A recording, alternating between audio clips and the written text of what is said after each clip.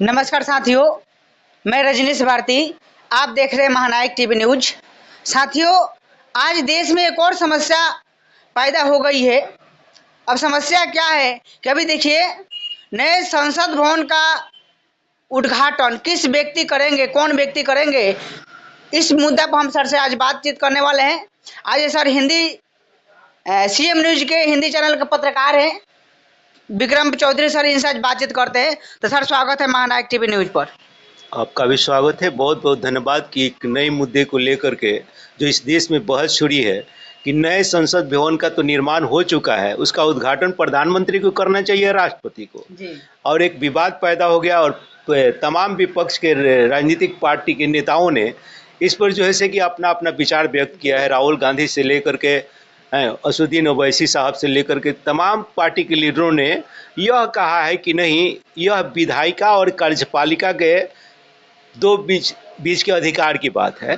तो उनका कहना है कि संवैधानिक अधिकार के तहत विधायिका जो होता है राष्ट्रपति के अंदर में आता है जी जी।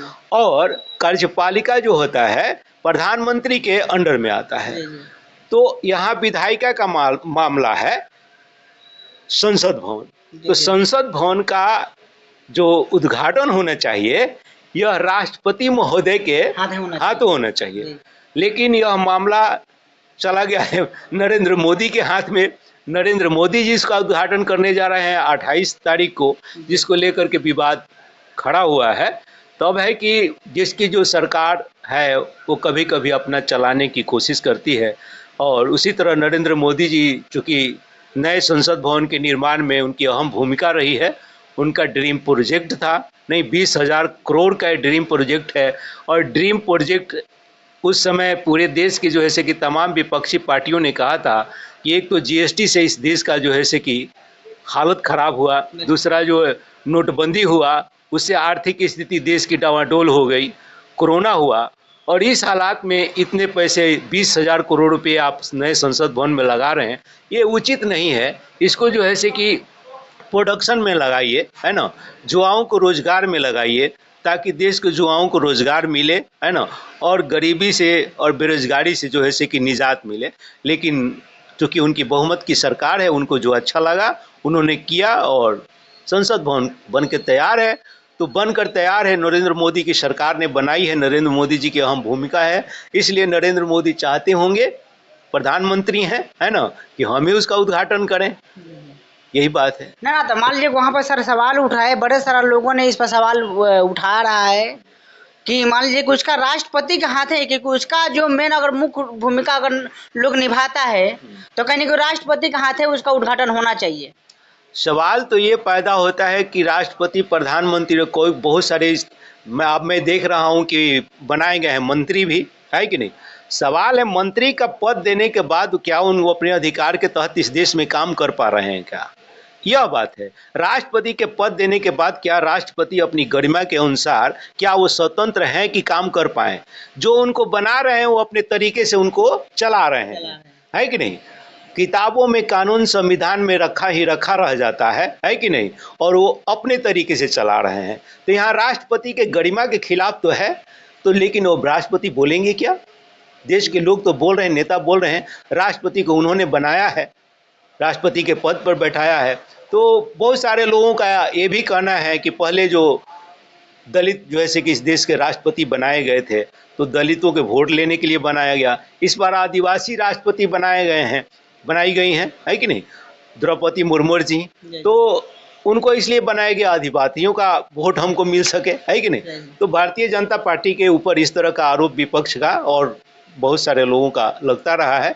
तो हो सकता है ये व्यू हो कि सत्ता पर बैठा करके, पोस्ट पर बैठा कर राष्ट्रपति का मंत्री का पद दे करके और उसकी जाति के, उसके समूह के, उनके वर्ग को अपनी तरफ आकर्षित करो और वोट लो और राज करो, ये भी हो सकता है जो लोगों का आरोप है।